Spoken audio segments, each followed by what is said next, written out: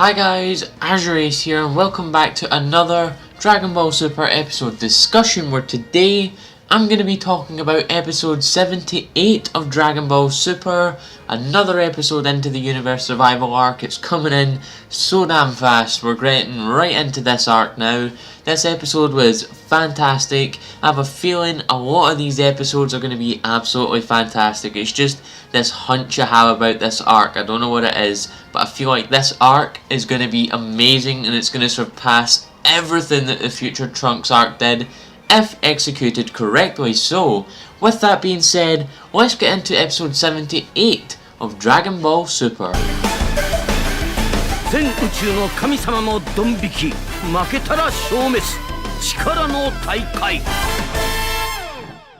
The episode begins where episode 77 left off with Zen-chan telling them when the tournament will begin and details like that, and that it will be in the world of nothing, which Beerus describes as a place where space and time do not exist and it's a pure void of absolute nothingness. Now I wonder where I've heard that one before.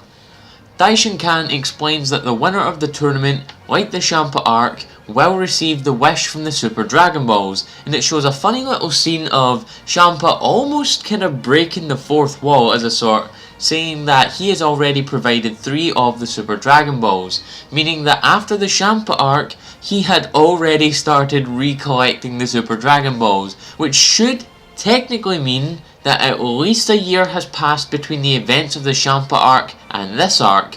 I would probably, say a bit more, considering that Bulma is now pregnant. Zen-chan then goes on to say that the winning universe will get absolutely nothing, so I guess the strongest, warrior of the tournament, individually, will get the wish of the Super Dragon Balls, so that means we know that Goku is basically gonna get a wish at the end of this arc, probably gonna wish all the destroyed universes back. Seems like something he's gonna do and it's gonna work for plot conveniences anyway.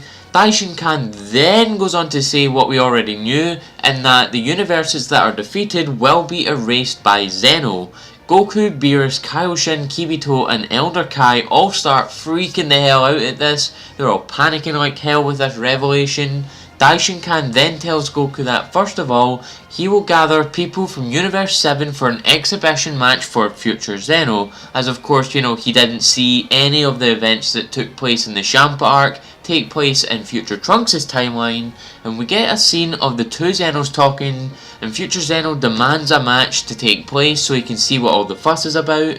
Zen-chan then reveals more info we already knew, in that Goku will have to gather 3 fighters, including himself, for a match against Universe 9 in a one-on-one format. It's kind of funny because Kaioshin asks, why Universe 9? Is there something behind that? And Kibito replies basically saying there's no point in speculating. So I'm sure that this is probably not the case, but it's funny because it seems like a sly dig at speculation videos, but I totally right there. Beerus gets real mad at Goku, asking if he realises what he's just done to the entire Omniverse. Goku doesn't really realise the severity of the situation he's just created, and says he could ask Zeno not to destroy everything, but Whis says not to because it's likely that Zeno would just destroy Goku on the spot. So with that being said, Goku gets fired up and goes to find his other 2 fighters. First off, he heads over to Capsule Corp to ask Vegeta, which of course would be anyone's first port of call as Goku, but Vegeta is firmly staying with Bulma yet again. He will not budge from moving away from her.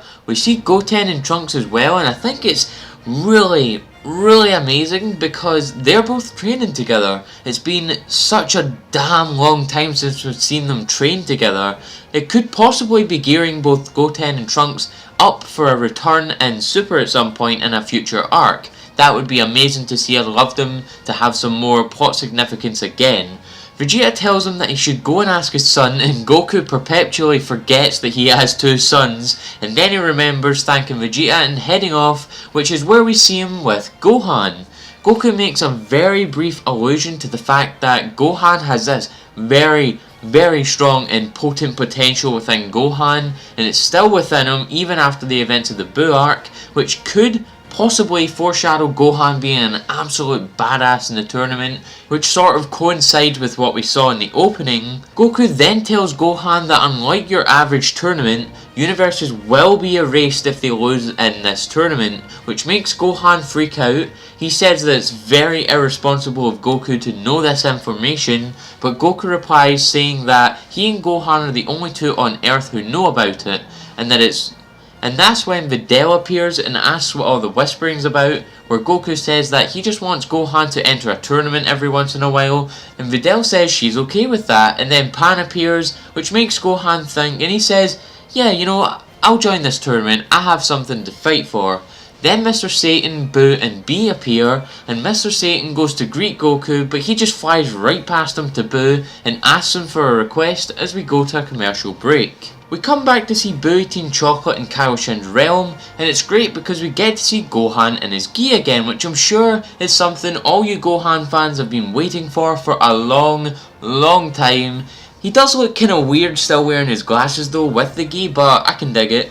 Mr. Satan tagged along too. Beerus looks totally and utterly unimpressed by Goku's team choices. He asks why Mr. Satan is there and says that Boo will only listen to him. Goku tells Beerus that Gohan is the only one who knows that the losing universe will be erased. Kaioshin then uses the Kai to take them all to Zeno's place. Beerus tells Mr. Satan not to do or say anything reckless if he values his life. We see them then walking again in the dark power room, and off in the distance, we see them. We see our new Universe 9 characters. We see the God of Destruction Sidra, the dwarf Viking type guy, the Kaioshin Ro, and the Trio of the Dangers, or the Dangerous Trio, or the Trio of Dangers. I have no idea how to pronounce it. Everyone has their own little names for them. They have the Red Fox, who is Basil, or Basil, depends on how you pronounce it. The Blue Fox is Bergamo, and the Yellow Fox is Lavenda, as well as the Angel, who we do not yet have a name for, which I'm scared because it seems like they're not giving too much information on the Angels, making it seem like they may possibly be a bit expendable. Daishin-kan then appears and they all bow to him. Daishin-kan then says that, like the regular tournaments from Earth, he will prepare a fighting area and a seating area for spectators as he creates them out of nothing, and then shouts, "Gods gather here," as we see all the gods come down on these little platforms. We see the Furby God of Destruction, we see Cleopatra the God of Destruction, the Robot God of Destruction, the Mouse, the Tiki Guy, then we see Champa, the Universe 10 God of Destruction, the Elephant, the Fox, the Merman, and of course our Universe 11 God of Destruction, the Clown, as well as the mysterious robed figure who appears to be Steroid Jacko to me personally. Goku shouts on Champa saying that it's been a long time since he's seen them, and then Daishin-kan asks for Goku to be quiet, whereupon he explains to the gods that they will hold an exhibition match for future Zeno, whereupon the Zenos appear, and my god Goku, oh my god Goku, what are you doing? He shouts on Zeno saying Zen-chan, and all the gods of destruction and all the Kaioshins all start freaking the hell out. Goku flies up to him and thanks him, but Beerus flies up too and throws Goku back to the seating area pretty damn hard, as all the other gods of destructions and Kaioshin say that Universe 7 is a disgrace and calling them scum for what Goku did. Daishin-kan says it's thanks to Goku that the tournament is being held in the first place. Goku says he wants to fight all the strong guys in all the other universes, and says he will show Zeno a really good fight. Daishin-kan says it will be one-on-one, and that they've not to hold back as the new Kaioshin of Universe 9, Ro, asks if there will be a prize for the winning universe, to which he says there won't be, and that if the match is too boring for Zeno, he may just destroy them all on the spot. The first of the Universe 9 fighters to step up is Basil, or Basil. I think I'm going to call him Basil because that's how it's pronounced in the UK. So Basil takes to the stage for the first fight. Goku says that Boo is up first, but just like the Champa arc, Boo is sleeping. He's sleeping, you know, what do you expect, it's Boo. Beerus tells Satan to wake him up, but he won't wake up. Then he gives him chocolate and wakes him up, saying that if he plays with Basil, he'll give him more chocolate, making Boo finally get into the ring. The fight begins and Basil is very fast, it seems, as he kicks Boo in the head, and if you do not know, Basil is proficient in using kicks, which is why he is known as Basil the Kicker. He keeps going real fast and keeps kicking and kneeing Boo at amazing speeds. Boo is showing absolutely no chances of recovery here. However, that is the thing about Boo. He is very very durable, which makes him very tough to beat no matter what you do to him. Basil calls Boo a real buffoon, and the camera pans around everyone, you know, to Ro and Cedra, to the Zenos, to Kaioshin, then to Boo, as he makes this really sinister and evil grin, and that is when you realise Boo's about to ruin this man's day as the episode ends there. But now, with the episode out of the way, it's time to get into the overall thoughts of this episode. This episode was fantastic. Like, even though we're like getting right into the fights, it's not the actual tournament yet, but we're still getting right into the fights. Basil versus Boo has already started, and it's going to continue in the next episode, episode 79. But I thought maybe we would have got a bit more, you know, build up to this. I thought this episode was going to be pure build up. I hope that maybe we would see some more of the motivations behind Gohan's actions. Maybe see him put that classic gi back on, get some flashbacks from Super Boo and Mystic Gohan. That would have been absolutely fantastic. The animation was amazing too. I loved you know, there's a lot of great animation with the Basil and Boo fight already. And on that note, Basil, Bergamo and Lavenda, I love their character designs. They look amazing. Their voice actors seem very, very good, very fitting for the characters that they are portraying. I need to try and find out who is voice acting them, but they look amazing. I am very interested to see how they play out. Basil seems like a very, very cocky kind of guy, and it seems like Boo is going to absolutely beat the cockiness right out of him. But that's really my thoughts for this episode. I have a very, very special video not coming out on my channel very soon. I believe it is today as of the recording of this video. But my friend Kaioshin Kurt, I am sure you've heard of him. He's a great Dragon Ball YouTuber. He'll be putting up a collab very soon with me, himself and Cyan Man. So I hope you guys go over to Kaioshin Kurt's channel and check that out. Please go subscribe to him. It's going to be a fantastic collab. I am sure you guys will absolutely love it.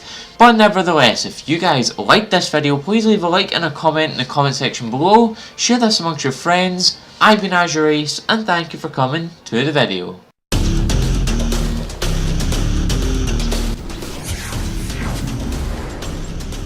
You have arrived.